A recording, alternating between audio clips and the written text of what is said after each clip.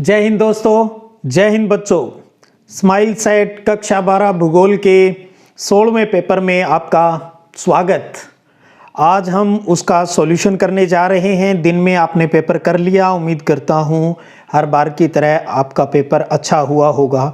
और जो बच्चे नए जुड़े हैं उन्होंने अपना टेस्ट रजिस्टर लगा लिया होगा और अब हम उस टेस्ट को सॉल्व करते हैं। आप अपने टेस्ट रजिस्टर को ओपन कर लें।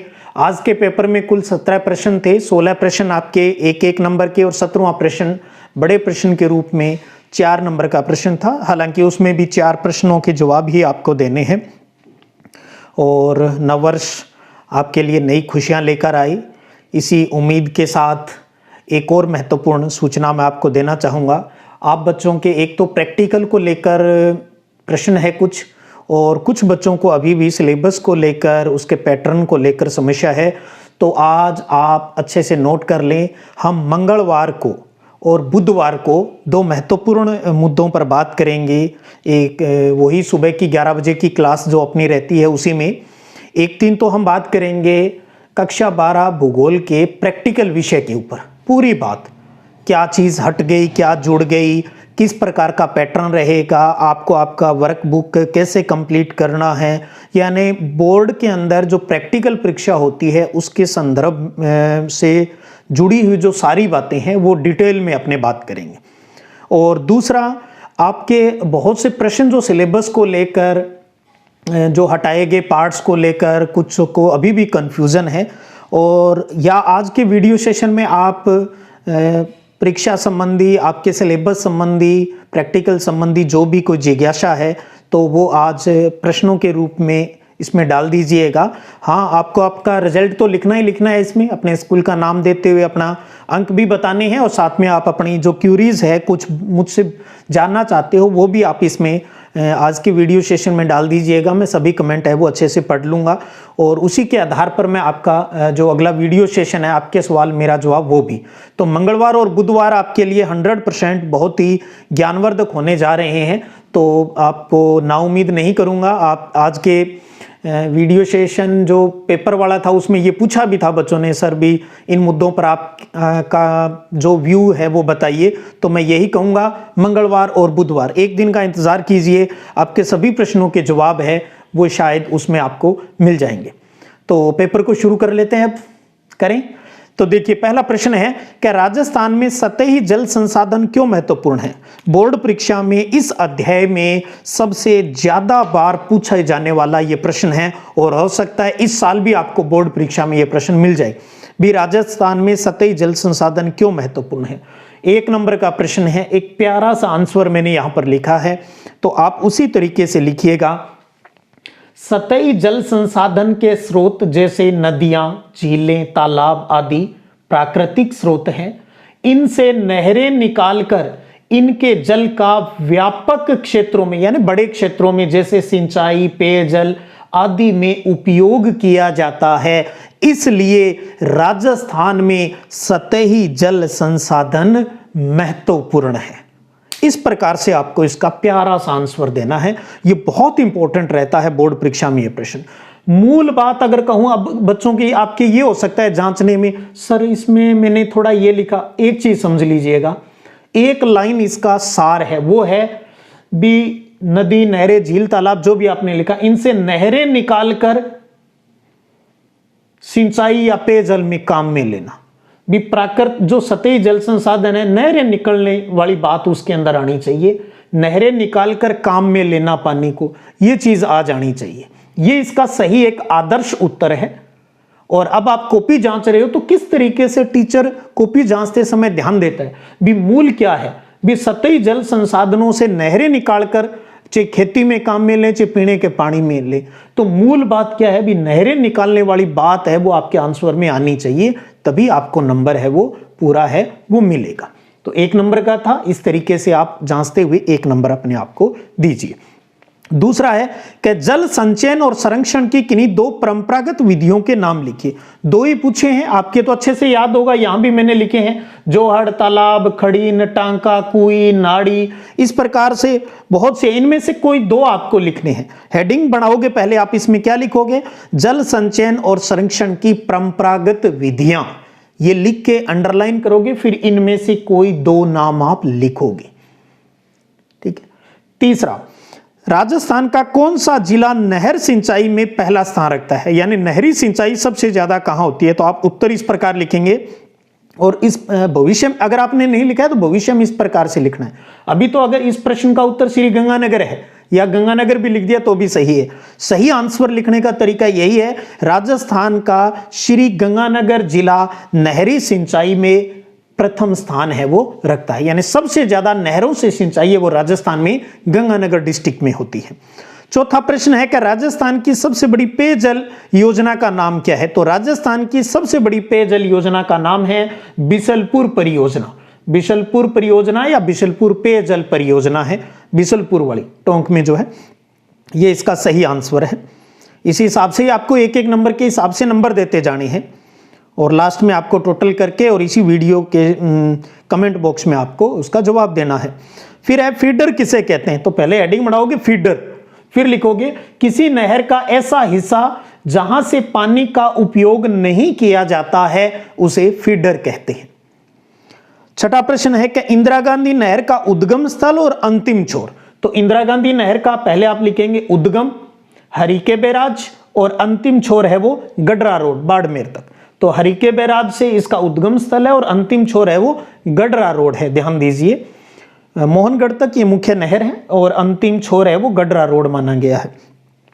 सातवां प्रश्न है कि इंदिरा गांधी नहर परियोजना की कोई दो लिफ्ट नहरों के नाम बताइए।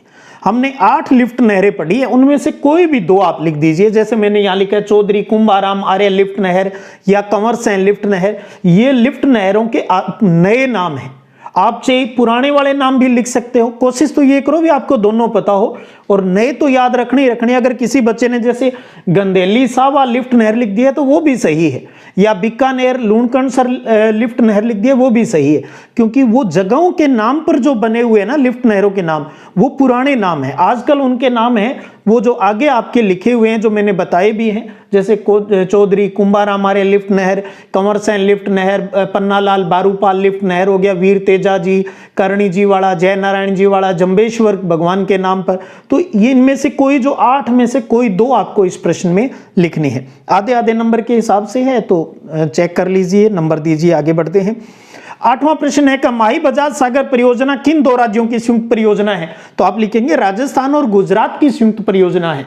और हिस्सेदारी पूछ ले तो आपको पता है माही में राजस्थान का योगदान 45% है इसका रोल, और गुजरात का जो हिस्सा है वो 55% है।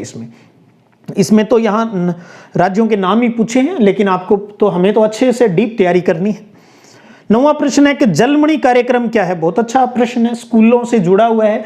तो आप पहले हेडिंग बनाएंगे जलमणि कार्यक्रम, उसमें क्या लिखोगे कि स्कूल के बच्चों को प्लांट लगाकर आरओ जिसको हम कहते हैं रिवर्स ऑस्मोसिस, जो पानी को साफ करने के लिए जो आरओ लगाते हैं, तो स्कूल के बच्चों को प्लांट लगाकर या आरओ लगाकर स्वच्छ पीने का पानी उपलब्ध करवाना, यही जलमणि कार्यक्रम है, स्कूलों से संबंधित है। उसके बाद 10वां प्रश्न है मुख्यमंत्री जल स्वावलंबन अभियान का प्रमुख उद्देश्य क्या है। सीधी सी बात है, आप चाहे तो यह लिख दे भी वर्षा के पानी को संचय करना है, किस प्रकार से करना है, या गांव को जल आवश्यकता में आत्मनिर्भर बनाना है ताकि पेयजल संकट और सूखे की समस्या से निपटा जा सके। यह मुख्य उद्देश्य है, जल की आवश्यकता को आत्मनिर्भर बनाना है, इसलिए उनको प्रेरित किया जाता है टांका वगैरह बनाएं, बारिश के पानी का सही तरीके से इस्तेमाल करें ताकि खुद के लिए, पशुओं के लिए पीने का पानी उपलब्ध हो और अकाल के समय जो भी समस्याएं आती हैं उनसे हम निपट सकें। तो मुख्य उद्देश्य मुख्यमंत्री जल स्वावलंबन अभियान का यही है, गांव को जल आवश्यकता में आत्मनिर्भर बनाना ताकि पेयजल संकट यानी पीने के पानी का जो संकट है और सूखे की समस्या से निपटा जा सके। इस प्रकार से आंसर लिखा है, तो 1 नंबर दीजिए और आगे बढ़िए। पेयजल की आपनी योजना किस देश के सहयोग से बनाई गई है, तो जर्मनी के सहयोग से बनाई गई थी, तो इसका उत्तर 11वें का जर्मनी हो गया। 12वां प्रश्न है कि जनता जल योजना राजस्थान के किन 2 जिलों में संचालित नहीं है? ध्यान दीजिए, किन जिलों में संचालित नहीं है? तो राजस्थान में 33 जिले हैं, 33 में 31 जिलों में संचालित है, 2 जिलों को छोड़कर, बीकानेर और जैसलमेर। ध्यान दीजिए, आप लिखेंगे बीकानेर और जैसलमेर, 2 जिलों को छोड़कर। तो जनता जल योजना राजस्थान के 2 जिलों बीकानेर और जैसलमेर में संचालित है, वो नहीं है, बाकी 31 जिलों में संचालित है। तो इसका उत्तर बीकानेर और जैसलमेर। 13वां प्रश्न है कि थार का गढ़ा किसे कहते हैं? तो जैसलमेर का चांदन गांव जो है, तो इसमें आप लिखोगे चांदन नलकूप को। ठीक है, नलकूप उस ट्यूबवेल को कहते हैं थार का गढ़ा, जो कहां है? जैसलमेर जिले के चांदन गांव में है, चांदन नलकूप। तो चांदन नलकूप को थार का गढ़ा कहते हैं, ये सही आंसर है। 14वां प्रश्न है कि किस नहर परियोजना को राजस्थान की मरुगंगा कहा जाता है? तो वो है इंदिरा गांधी नहर परियोजना को। तो इंदिरा गांधी नहर को राजस्थान की मरुगंगा है, वो कहा जाता है। 15वां प्रश्न है कि नक्की झील और नवलखा झील कहां स्थित है? तो थोड़ा सा झीलों पर अच्छे से गौर रखिएगा, मैचिंग वाला प्रश्न भी आ सकता है, ऑब्जेक्टिव में भी पूछा जा सकता है। तो नक्की झील माउंट आबू यानी सिरोही में है, और नवलखा झील है वो बूंदी डिस्ट्रिक्ट में है। तो नक्की झील माउंट आबू सिरोही में, और नवलखा झील है वो बूंदी में है, स्थित है। 16वां प्रश्न है, आधे आधे नंबर के होंगे, 15वें वाला तो 16वां 1 नंबर का है ये भी। तालाब द्वारा सिंचाई में प्रथम स्थान किस जिले का है? तो भीलवाड़ा डिस्ट्रिक्ट है। तालाब द्वारा सिंचाई में प्रथम स्थान भीलवाड़ा जिले का है, इस प्रकार से आंसर लिखना है। तो भीलवाड़ा लिखा है, तो सही है आपका आंसर। और ये 16 नंबर के 1-1 नंबर के 16 प्रश्न हो गए। और अब बात करते हैं अंतिम बड़े प्रश्न पर। 17वां प्रश्न है कि चंबल घाटी परियोजना का वर्णन निम्न शीर्षकों के अंतर्गत कीजिए। तो 4 बातें हैं, चारों 1-1 नंबर की है, तो मूल बात इसके अंदर लिखनी है। सबसे पहले पूछ रहा है आपसे साझेदार राज्य। तो चंबल परियोजना के साझेदार राज्य में आप लिखोगे राजस्थान और मध्य प्रदेश। माही किसकी है? माही राजस्थान और गुजरात की है, ध्यान दीजिए, और चंबल है वो राजस्थान और मध्य प्रदेश की। तो साझेदार राज्य में आप लिखोगे भी ये राजस्थान और मध्य प्रदेश की संयुक्त परियोजना है, जिसमें दोनों की हिस्सेदारी 50-50% है। दूसरा प्रश्न है कि उद्देश्य बताइए। तो 2 मूल बात आप लिख सकते हो, कृषि योग्य भूमि को सिंचाई सुविधा उपलब्ध करवाना, और दूसरा विद्युत उत्पादन करना। ये 2 उद्देश्य मुख्य है, कृषि योग्य भूमि को सिंचाई सुविधा और बिजली बनाना, ये 2। अगर आपने सिर्फ सिंचाई सुविधा और विद्युत यानी बिजली बनाने के उद्देश्य से इसको किया गया तो शॉर्ट लिखोगे तब भी सही है। तो कृषि योग्य भूमि को सिंचाई सुविधा उपलब्ध करवाना और बिजली बनाने के उद्देश्य से ही इसको प्रोजेक्ट को शुरू किया गया था। तो ये 2 हो गए। तीसरी बात आ गई निर्मित बांध। तो इसमें आप लिखोगे इस पर 4 बांध निर्मित है, चारों के नाम लिख दो, और अगर आप चाहो तो इस चारों के बारे में 1-1 लाइन में या जो भी बात आप लिखना चाहे वो अच्छे से लिख सकते हो। गांधी सागर बांध, राणा प्रताप सागर बांध, जवाहर सागर बांध और कोटा बैराज है। और इसके अंदर आप लिखना चाहें तो अच्छा लगेगा अगर 1-1-2, क्योंकि बड़े प्रश्न के रूप में पूछा है।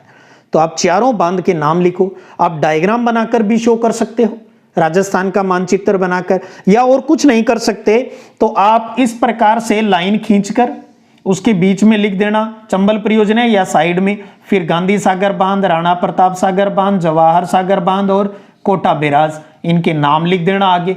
ठीक है, यहां लिख देना ये चंबल नदी जा रही है भी, और इनका लिख के आगे उनके बारे में अगर लिखना चाहें तो 1-1 नंबर में। तो आप चाहें तो इस प्रकार से एक डायग्राम सा भी बना सकते हो, और आप थोड़ा सा प्रदर्शित करना चाहो तो इस प्रकार से थोड़ा सा राजस्थान का मानचित्र सा बनाते हुए, एक साइड वाला बनाते हुए वहां पर इसको शो कर दीजिए आप, तो बहुत बड़ा पॉजिटिव इफेक्ट पड़ेगा। इसका कोई नंबर नहीं है, लेकिन जब आप इन चारों चीजों का जवाब देके या पहले ही आपने इस तरीके से मानचित्र बना के थोड़ा सा अगर आप करोगे तो टीचर के ऊपर, एग्जामिनर के ऊपर बड़ा पॉजिटिव इफेक्ट पड़ता है। उसे लगता है भी हाँ बच्चे में समझ है, उसका रट्टा नहीं है, उसने समझा है चीज को, भी वो अच्छे से क्लियर है भी यहाँ से ये चाहती है नदी है वो इधर जा रही है और उस पर ये बांध बने हुए हैं, ये चीजें हैं। तो हमें पॉजिटिव इफेक्ट टीचर के ऊपर डालना होता है, क्योंकि वो हमें जानता नहीं है भी हम कितने होशियार कमजोर हैं। वहां तो आपकी कॉपी ही बोलेगी। बोर्ड परीक्षा में आपकी कॉपी किसी दूसरे टीचर के पास जाती है जो आपको नहीं जानता है, तो वहां पर आपकी कॉपी बोलनी चाहिए भी आपको क्या आता है, आपके लिखने की जो शैली है वो बहुत अच्छी हो, साफ सुथरा सुंदर लिखा हुआ हो, और हर प्रश्न के बाद में एक एक के 2-2 लाइन छोड़कर आप ज़्यादा से ज़्यादा 2 लाइन छोड़कर उत्तर दीजिए, बहुत ज़्यादा लाइनें नहीं छोड़नी होती। और साफ सुपाटे में आप ब्लैक पेन का, ब्लू पेन का इस्तेमाल कर सकते हो। मेन चीज़ को आप अंडरलाइन कर सकते हो। पूरा हर चीज़ को अंडरलाइन करोगे तो क्या इफेक्ट पड़ेगा। जैसे मेन चीज़ आप चाहते हो भी टीचर का ध्यान मेरी इस मुद्दे पर भी जाए, ये सिर्फ मैंने लिखा है, हो सकता है ये मेरा जो पॉजिटिव पक्ष हो, तो मेन जगह आप जहाँ चाहे वहाँ उसको अंडरलाइन है वो कर सकते हो। पेंसिल से या पेन से आप डायग्राम है वो बना के भी आप शो कर सकते हो वहाँ। ये नहीं अभी एज इट इज बने, एक रफली सा एक आइडिया सा लगना चाहिए भी हाँ ये राजस्थान का एक साइड है, यहाँ दिखाया है, ठीक है। और उसके बाद इसमें आपसे पूछा है, लाभ पूछा है, तो आप जो भी कम से कम 2 लाभ तो लिखें, बाकी आपके याद है, आपने 4-5 याद किए हैं। जैसे कोटा इससे एक प्रमुख औद्योगिक केंद्र बन गया है, इससे जो चंबल से आने वाली जो बाढ़ है उससे हमें फायदा मिला है, कृषि योग्य भूमि को सिंचाई सुविधा इससे उपलब्ध हो पाई है और पर्यटन को इससे बढ़ावा मिला है। तो इस प्रकार की बातें आप है वो इस लाभ में लिख सकते हैं। तो कम से कम 2-2 चीज़ें आप इसमें लिखनी है। तो इस प्रकार से आपको ये चंबल घाटी परियोजना को आपको पूर्ण करना है। तो इस प्रकार से आपको ये प्रश्न देने का उद्देश्य ये था भी चंबल, माही और इंदिरा गांधी नहर से संबंधित इस प्रकार के प्रश्न आ सकते हैं। और एक प्रश्न और भी इसमें बड़ा प्रश्न के रूप में प्यारा बनता है कि राजस्थान में सिंचाई विकास हेतु अपने सुझाव दीजिए। वो भी एक अच्छा प्यारा प्रश्न है, तो उसमें भी आप 6-7 पॉइंट है वो जरूर आप ध्यान दीजिएगा। मुख्यमंत्री जल स्वावलंबन अभियान है वो 1 नंबर क्यों 2 नंबर में भी पूछा जा सकता है, अच्छे से अपनों ने उसको किया है। लिफ्ट नहरों की 2 के नाम नहीं पूछकर ज़्यादा के भी पूछ सकता है। तो हमें एक तरीका मिल रहा है प्रश्न पूछने का। बोर्ड परीक्षा की दृष्टि से जो इंपॉर्टेंट प्रश्न है वो आपके सामने आ रहे हैं। ये प्रश्न आपके लिए 1-1 नंबर में इंपॉर्टेंट है। इसी प्रकार के प्रश्न आपके ऑब्जेक्टिव में भी बन जाएंगे, सारी चीज़ें इसी प्रकार। तो अगला जो आपका टेस्ट है वो 10 जनवरी को यानी अगले संडे को होगा। 24वें अध्याय राजस्थान में खनिज और उद्योग का होगा, अच्छे से आप उसको तैयार कर ले। और उसके बाद जो 17 जनवरी को अपना एक राउंड टेस्ट का पूरा हो जाएगा और उसके बाद एक नई प्लानिंग के साथ मैं आपके सामने उपस्थित रहूंगा और 17 से पहले आगे की जो प्लानिंग है वो भी मैं आपको बता दूंगा सारी चीज़ें। बस आप मंगलवार और बुधवार को तो पहले अपने प्रैक्टिकल का और आपके कुछ प्रश्न हैं मानचित्रों वाले का क्या होगा, कैसे क्या करना है, उन सभी मुद्दों को लेकर मैं मंगलवार और बुधवार को आपके सामने उपस्थित रहूंगा। उम्मीद करता हूं आप सब लाभान्वित हो रहे होंगे मेरे साथ। और एक चीज़ आपसे फिर निवेदन करना चाहूँगा, क्योंकि +2 के बच्चे अच्छे से जुड़े हुए हैं, अच्छे से, क्योंकि बोर्ड परीक्षा का जो एक दिमाग में रहता है ना, तो वो आप सब बच्चों के रहता है। लेकिन मैंने आपको पहले भी एक बार कहा था, कक्षा 11 के अंदर जो मूल भूगोल है, जो ज्योग्राफी है, वो 11वीं के अंदर सीखी जाती है। तो आपसे निवेदन है भी 11वीं क्लास के बच्चों तक है वो इस चैनल की पहुंच है, आप जरूर करें, अपने साथियों को मोटिवेट करें, उन्हें ये कहें भी सिर्फ पास होने के लिए 11वीं की बात नहीं है। आप भूगोल विषय अगर आपने लिया है तो आप भूगोल को सीखने के उद्देश्य से पढ़िए। आप ये मत सोचिए भी पेपर आपके कब होंगे, क्या होगा। 11वीं क्लास के बच्चों के तो थोड़ा सा अगर आप मोटिवेट करेंगे, क्योंकि आप उनके साथी हो, आपने भी अनुभव लिया है भी हाँ 12वीं में भी यार चीज़ें आनी चाहिए जैसे, और अब +2 करके फिर आप क्या कर लोगे। अगर आपको +1 की बेसिक भूगोल अगर आपको क्लियर नहीं है तो आपको समस्या आएगी। आपके लिए तो यही सलाह रहेगी भी +2 एग्जाम होने के बाद में आप +1 वाला सिलेबस अच्छे से कवर करें। भविष्य में अगर आपको प्रतियोगी परीक्षाओं की तैयारी करनी है तो ये चीज़ें आपके लिए बहुत ही फायदेमंद होगी। तो मेरी इस 11वीं क्लास की मुहिम में भी मैं आपके सहयोग की उम्मीद आपसे रखूंगा, और शायद एक गुरु का अपने शिष्य के ऊपर जो अधिकार है उसी के तहत मैं आपसे कह रहा हूं। तो इसी प्रकार आप मेरे साथ बने रहिएगा। फिर मिलते हैं, तब तक जय हिंद, जय भारत। और अपनी पीठ थपथपाना मत भूलिएगा, आपने स्माइल सेट का स्माइल सा टेस्ट दिया है। Thank you.